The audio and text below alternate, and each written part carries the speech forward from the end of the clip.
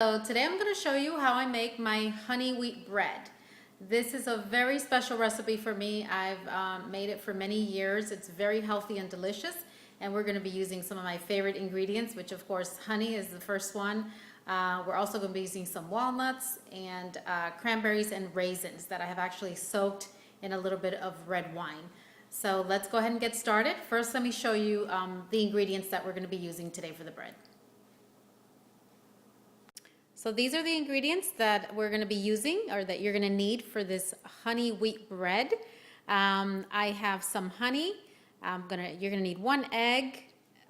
You're going to need a ½ a cup of walnuts, some vanilla, some melted butter, and a combination of raisins and cranberries that are dry. And you're going to soak them in a little bit of red wine and just let them come up to temperature and soak maybe for about ½ an hour.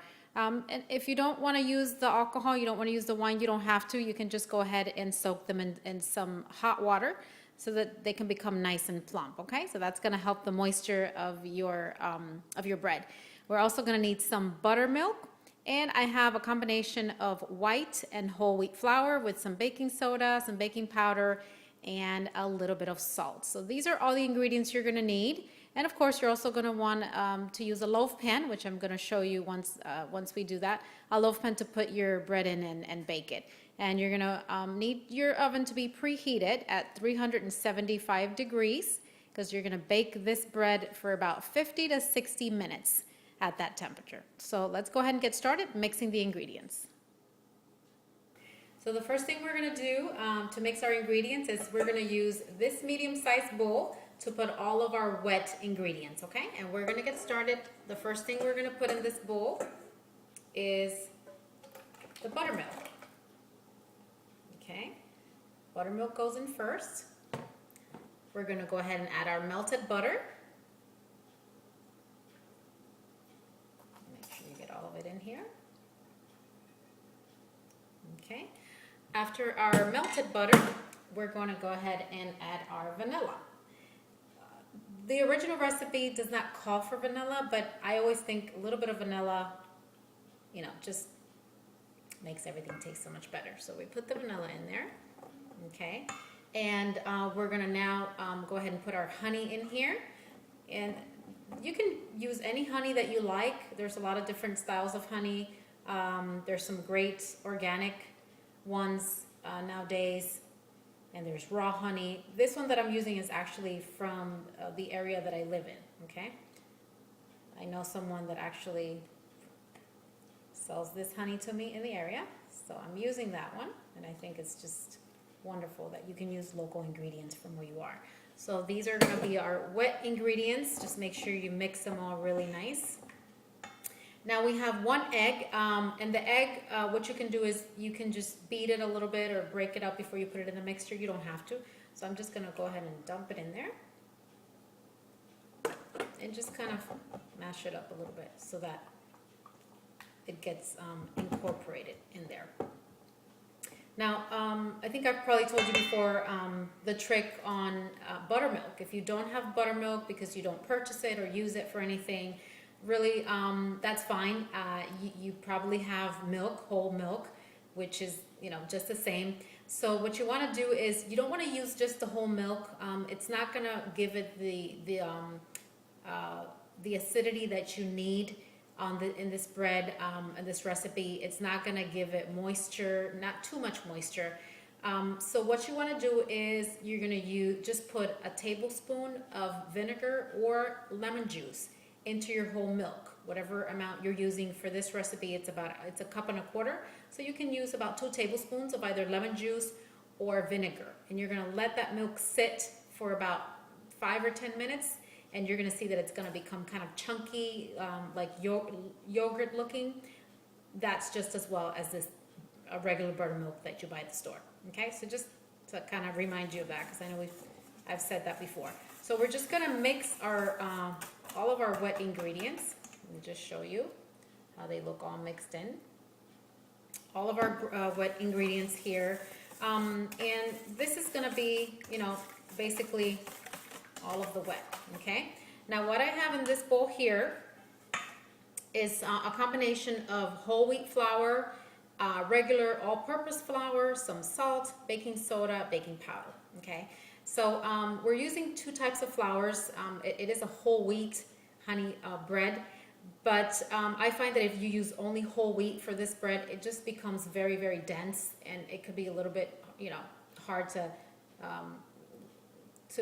kind of get that nice feeling and that nice texture that you want when you're chewing on it. So the combination of the whole wheat and the all-purpose flour really makes a difference. Okay, so that's what I'm gonna do, and I'm just gonna dump all of the dry ingredients in the bowl. And you want to start mixing it with a whisk. You don't want to mix this too much. You don't want to overmix, okay? You don't want your bread to be tough. So you're just going to give it a little bit of a mix here. And once you see that it's starting to stick to your whisk, then you just want to change to using one of these spatulas right here, okay? Let me just give you an idea of what you're looking at, of what we're making, how it's supposed to look. So you're going to use your spatula and just kind of, fold the batter in. You don't really have to mix it that much, just fold it in. Okay? And all you're doing is just you bring your spatula down under, and then you just bring it all around. You're doing like a circle on your batter until you see that it's all combined. Once you see that the flours are combined, the dry ingredients with the wet, then you really don't want to overmix this. You don't want to keep going. You want to go ahead and leave it, okay? Let me show you what it looks like once you've combined it. All right, so the batter is a little loose, but not too loose. It is a pretty heavy batter. So at this point, what I'm going to do is I'm going to add my raisins, combination of raisins and cranberries. What I did with these was I soaked them. This is about a half a cup to almost 3/4 of a cup because I love the raisin flavor. So I have raisins and cranberries. And what I did was I put them in a small saucepan on the stove and just let it come to a boil and just kind of simmered them in that little bit of water and added a little bit of red wine, about a 1/4 cup of red wine. You don't have to use the red wine if you don't want to, but I think it gives it a great flavor. So I'm going to go ahead and put these in here. You can see there's a little bit of liquid that comes with them, and that's fine.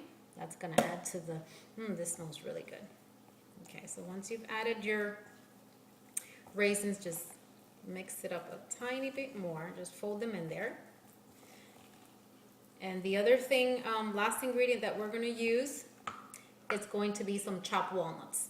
I have a combination of some, regular walnuts, and I had some black walnuts, which are a little bit of a different flavor, but they're wonderful. They taste really great as well.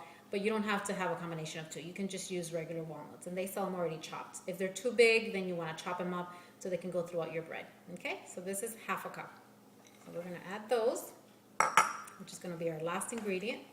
And we're going to go ahead and fold those in again. So this is what we're doing. We're just, see what I'm doing? Just under and over, under and over. That's all you want to do, and that's it. You don't want to really go any further with this mixing because you don't want your bread to be tough. You want a really nice, moist, delicious bread. Okay, so we have finished mixing it. The next thing we're going to do is we're going to use one of these pans. This is a loaf pan or a bread pan. This one's about 9 by 5. There's all different types of them out there. This one works pretty good. I've had it for years. And you want to make sure that you don't skip this step. You really need to spray your pan or the inside of your loaf pan with a nonstick spray.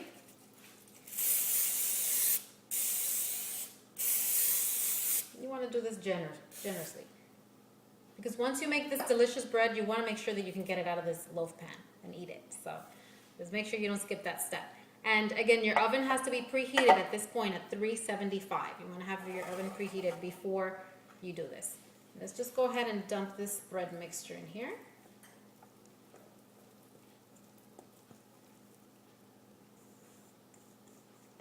This smells so good already.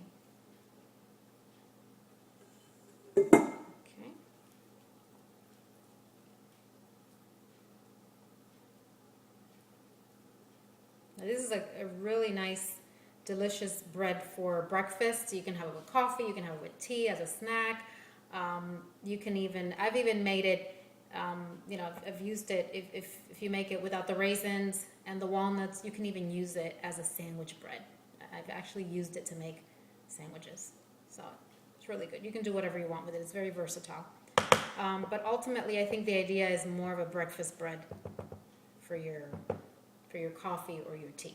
Okay, so I've put my my mixture in my loaf pan, as you can see, and all I'm going to do is I'm going to put it in the oven, 375. The time is going to vary. It's going to take between 50 minutes to an hour. So you really want to check your bread at about 45 minutes, because everyone's oven is different. You know, temperature is different at all the ovens. So once you have had your bread in there for about 45 minutes, just go ahead and open the oven and use a skewer or a toothpick or even a little knife, and just stick it in the middle. When you take it out, if it comes out clear, that means it's cooked, it's done, okay? So let's go ahead and put this in the oven, and I'm gonna show you what it looks like when it's ready.